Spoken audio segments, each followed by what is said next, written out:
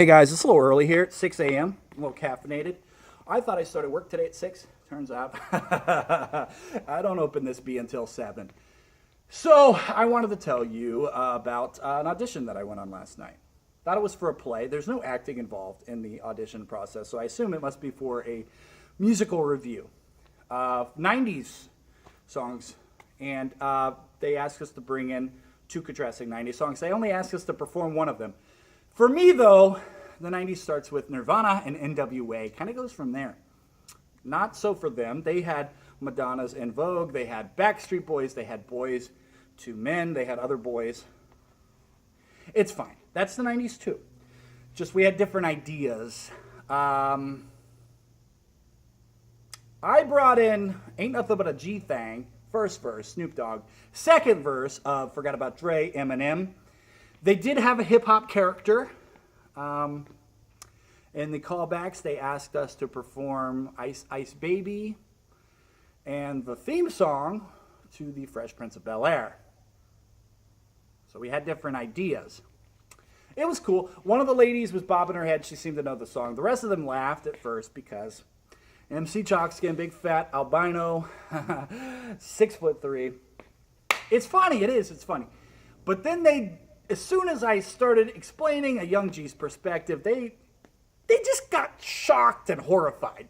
So I didn't want to waste that audition process, and I've decided to bring it to you. Now, by the way, if you know me, you know I don't curse.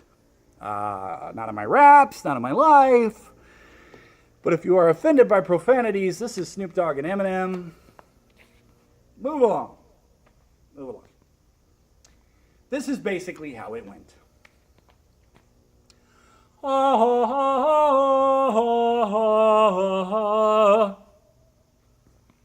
1, 2, 3 to the foe. Snoop Doggy Dogg and Dr. Dre is at your door, ready to make an entrance, so back on up, cause you know we about to rip shit up. Give me the microphone first so I can bust like a bubble. Compton and Long Beach together, man, you know you in trouble. Ain't nothing but a G thing, baby. 2 loped out brothers, so we crazy. Death Row is the label that pays me. I'm fadeable, so please don't try to fade this. Well, back to the lecture at hand.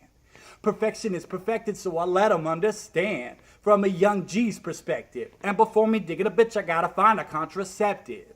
You never know, she could be earning her, man, learning her, man, and at the same time burning her, man. And I don't play with that shit, Lieutenant. Ain't no pussy good enough to get burnt when I'm up in it. And that's realer than real deal Holyfield. And now you hookers and hoes know how I feel. And if it's good enough to break off a proper chunk, I'll take a small piece of some of that funky stuff. So what do you say to somebody you hate, or anyone trying to bring trouble your way? Want to solve things in a bloodier way? Just study a tape of NWA. One day I was walking by with my Walkman on when I caught a guy give me an awkward eye, so I strangled him off in a parking lot with his car canine. I don't give a fuck if it's dark or not. I'm harder than me trying to park a Dodge when I'm drunk as fuck, right next to a humongous truck in a 2-car garage, hopping out with 2 broken legs, trying to walk it off. Fuck you too, bitch, call the cops. I'ma kill you and them loud-ass motherfucker barking dogs. And when the cops came through me and Dre stood next to a burnt down house with a can full of gas and a handful of matches, still none found out. So from here on out, it's the Chronic 2, starting today and tomorrow's anew. And I'm still loco enough to choke you to death with a Charleston Jew. Chicka, chicka, chicka, Slim Shady. Hotter than a set of twin babies. And a Mercedes Benz with the windows up when the temp goes up to the mid-80s. Calling men ladies. Sorry, Doc, but I've been crazy. There's no way that you can save me. It's okay, go with him, Haley. Da-da. So if you are auditioning for musical theater, stick to TV theme songs.